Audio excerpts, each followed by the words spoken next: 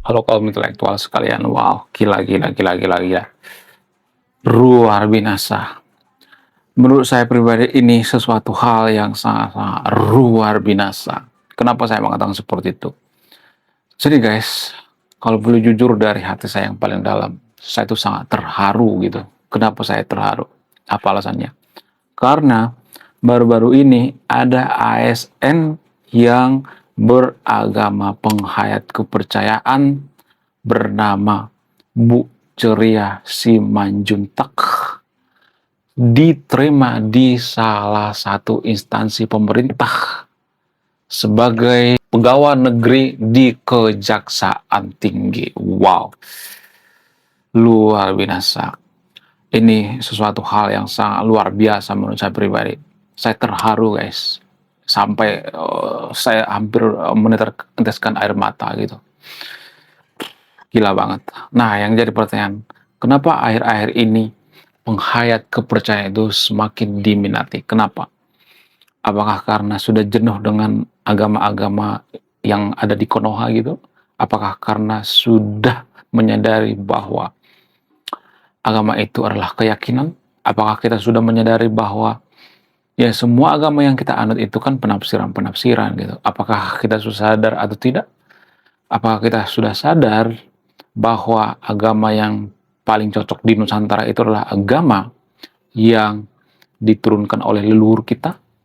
Jadi kalau saya perhatikan, mohon maaf bagi itu videonya, mohon maaf bagi teman-teman Muslim dan teman-teman Kristen. Jadi gini guys, sebenarnya kalau boleh jujur, negara-negara maju itu mereka tidak pernah meninggalkan ajaran leluhurnya. Bukan berarti saya nyuruh yang nonton video untuk menyembah pohon ya, bukan, bukan. Itu soal lain ya. Konsepnya nggak gitu ya. Jadi negara-negara maju dunia ini mereka rata-rata masih setia dengan ajaran leluhur mereka. Walaupun mereka punya agama yang beda. Kita ambil contoh misalnya seperti Jepang. Jepang itu masih percaya dengan filosofi Bushido. Kemudian China juga seperti itu ya. Masih sangat setia dengan filosofi Confucianism. Bagaimana dengan Eropa? Eropa juga seperti itu ya. Mereka sangat mengagumi filosofi atau filsuf-filsuf Yunani gitu. Ya, Rusia juga seperti itu. Negara-negara maju rata-rata seperti itu ya. Jadi mereka jarang meninggalkan ajaran leluhur mereka, walaupun mereka beda agama. Nah, bagaimana dengan Eropa? Eropa ini kan unik sekali ya. Mereka beragama Kristen ya. Walaupun sekarang sudah mulai berkurang ya. Tapi dulu mereka mayoritas agama Kristen. Tapi mereka itu tetap setia dengan ajaran leluhur mereka. Dan kalau misalnya mereka ke gereja, mereka bisa menggunakan baju adat leluhur mereka. Ya sama seperti orang Timor Leste, kemudian orang-orang Katolik, dan lain sebagainya. Jadi, ya ini yang saya kritik sebenarnya ya. Mohon maaf bagi teman-teman yang nonton video ini ya. Harusnya agama itu, ya agama dari luar, nggak boleh bertentangan dengan adat istiadat setempat. Karena apa? Karena kalau bertentangan, maka kita akan susah jadi negara maju. Susah banget. Sampai kiamat pun kita tidak akan bisa jadi negara maju. Bahkan seorang profesor dan dosen di Inggris, seorang profesor ya bernama Pak Bagus Mulyadi, dia mengatakan, kalau kita terputus dengan tradisi leluhur kita atau warisan leluhur kita, maka kita tidak akan bisa jadi negara maju. Susah sekali kita jadi negara maju. Nah, yang jadi pertanyaan, bagaimana supaya kita jadi negara maju? Apakah kita harus setia dengan leluhur kita? Yes, kita harus setia dengan leluhur kita. Dengan cara apa? Dengan cara tidak malu beragama penghayat kepercayaan. Nah, yang jadi pertanyaan, kalau saya perhatikan di Konoha itu, kita itu ya nggak semuanya, tapi di sekelumnya, biasanya kita itu merasa nggak pede menganut agama penghayat kepercayaan.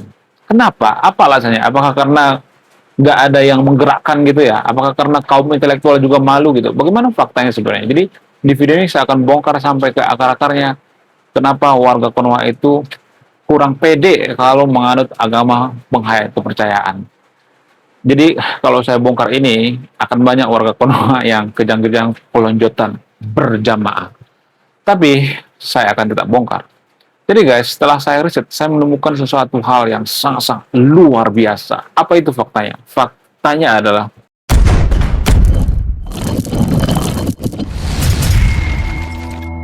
jadi gini guys, kenapa kita itu malu menganut agama penghayat kepercayaan atau agama lokal gitu? Agama penghayat kepercayaan itu seperti agama Permalim, ya, kemudian Kaharingan, Sunda Wiwitan, dan lain sebagainya.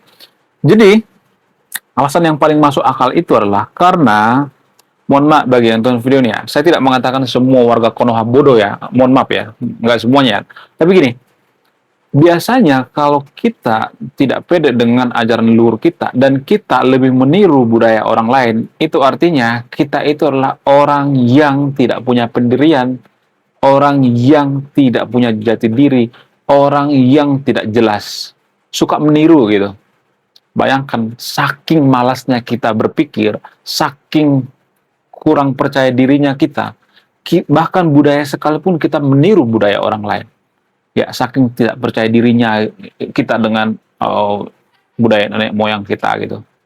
Kita nggak percaya diri kan? Jujur aja deh ya, saya harus mengaku itu. Ya, dulu juga saya seperti itu ya. Saya harus jujur di sini ya.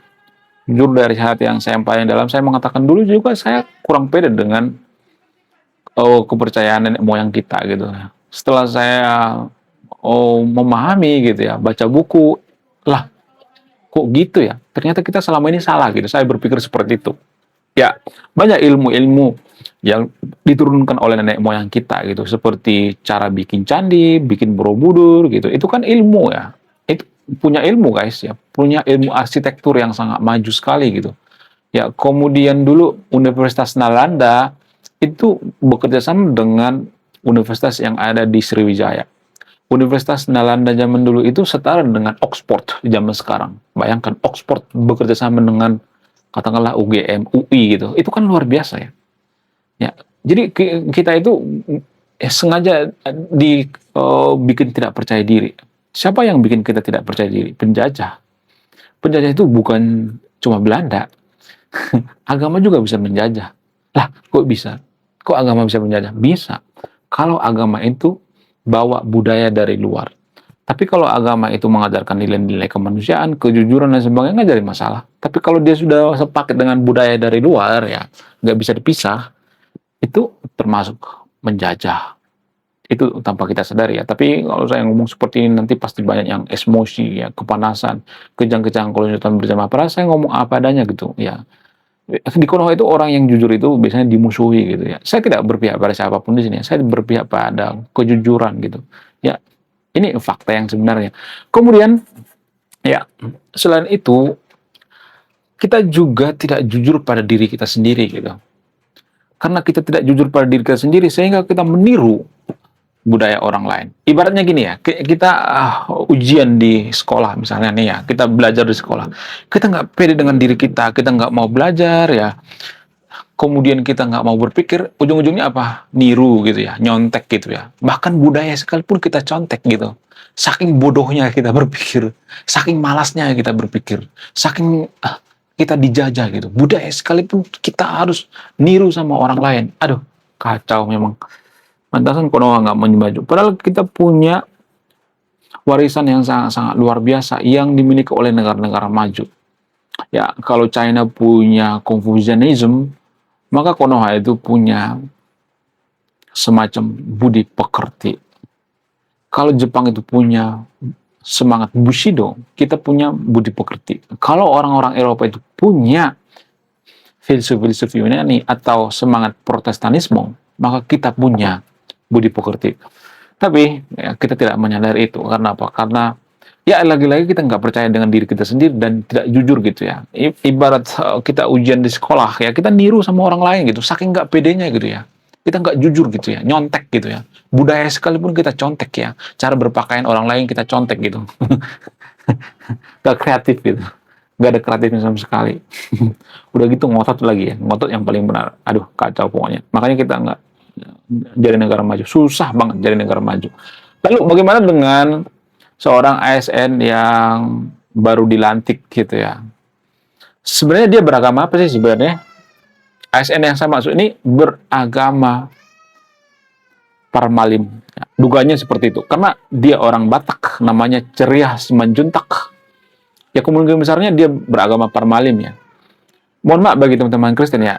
Kalau saya perhatikan di tanah Batak juga Parmalim itu bukan dikucilkan ya, tapi ya nggak semua tapi sekalipun ya, dia nggak sebelah mata. Dia anggap memuja pohon gitu ya, menyembah kayu gitu, menyembah batu dan sebagainya. Dijelek-jelekin juga gitu ya. Nggak semua tapi di sekelumit ya. Tapi gini guys, kalau kita menganggap bahwa Parmalim itu menyembah batu, menyembah hantu dan sebagainya, apakah yang kita sembah itu bisa dibuktikan secara ilmiah? Enggak juga kan? Mohon maaf bagi yang kemudian ya. Kalau kita menganggap bahwa agama kita yang paling benar, misalnya nih agama dari Timur Tengah misalnya ya. Agama dari Timur Tengah itu kan ada banyak ya. Ada agama Yahudi misalnya. Yahudi misalnya, kita menganut agama Yahudi misalnya. Itu yang paling aman ya. Karena yang ono sensitif soalnya. Agama Yahudi misalnya. Agama Yahudi ini kan sebenarnya ya mereka menyembah apa? Menyembah Tuhan yang Maha Kuasa gitu, Tuhan yang Maha Esa. Nah, Tuhan yang Maha Esa ini apakah bisa didefinisikan, apakah bisa dibuktikan secara ilmiah? Nggak bisa. Apakah ini keyakinan? Yes, ini keyakinan. Ya, jadi kalau agama lokal mengatakan Tuhan kita itu lebih dari satu misalnya, mereka menyembah pohon, misalnya menyembah kayu dan sebagainya. Apakah ini bisa disesatkan? Nggak bisa. Karena apa? Karena sama-sama keyakinan ya. Orang Yahudi menganggap bahwa Tuhan mereka itu Tuhan yang Maha Esa. Itu kan keyakinan. Apa sih definisi keyakinan? Definisi daripada keyakinan itu adalah dari sudut pandang kamus bahasa Inggris. Dari sudut pandang kamus bahasa Inggris, belief itu artinya kita mempercayai suatu itu benar, tapi tidak perlu pembuktian. Garis bawah ya, tidak perlu pembuktian. Jadi agama Yahudi juga seperti itu, agama-agama di Timur Tengah juga seperti itu. Tidak perlu pembuktian. Kalau misalnya yang mengatakan ya, kalau misalnya ada yang mengamuk, bisa kok dibuktikan ya, lu nggak percaya agama gue paling benar ya, Tuhan gue yang Maha Kuasa, Maha Esa gitu. Coba buktikan secara ilmiah bahwa Tuhan itu Maha Esa. Gini guys, saya bukan menolak ketuhanan yang Maha Esa. Dari sudut pandang keyakinan, saya percaya itu Tuhan Maha Esa. Tapi dari sudut pandang ilmiah, itu tidak bisa dibuktikan secara ilmiah. Ya, saya masih yakin bahwa Tuhan itu ada dari sudut pandang keyakinan, tapi dari sudut pandang ilmiah, kita harus bisa membuktikan. Ya, kalau misalnya kita mengatakan Tuhan kita itu Tuhan Maha Esa, satu gitu, apakah ini bisa dibuktikan secara ilmiah? Tidak bisa. Ini keyakinan gitu. Keyakinan itu nggak butuh pembuktian. Nah, bagaimana dengan agama-agama lokal gitu, agama-agama penghayat kepercayaan? Mereka mengatakan Tuhan kita itu banyak kok, nggak cuma satu gitu. Apakah ini bisa dibuktikan secara ilmiah? Nggak bisa. Sama-sama nggak bisa dibuktikan secara ilmiah. Kenapa? Saling menyesatkan gitu. Itu yang saya kritik. Kenapa saling menyesatkan gitu? Ya kan sama-sama keyakinan gitu. Agama lokal keyakinan, agama Yahudi keyakinan gitu. Cuman permasalahannya karena sudah banyak meyakini bahwa Tuhan itu satu, sehingga kelihatannya terbukti secara ilmiah benar. Padahal ini juga nggak bisa dibuktikan secara ilmiah. Ya, kita bicara dari sudut pandang ilmiah ya, biar kelihatan kontrasnya gitu ya. Dari sudut pandang keyakinan, saya masih percaya Tuhan itu Maha Esa. Agama lokal juga, ya penghayat kepercayaan juga seperti itu, percaya Tuhan Maha Esa. Jadi tujuan saya itu apa? Tujuan saya itu supaya kita itu jangan terlalu menyesatkan orang lain ya. Wong surga juga nggak bisa dibuktikan secara ilmiah, mana coba? Coba buktikan surga itu secara ilmiah.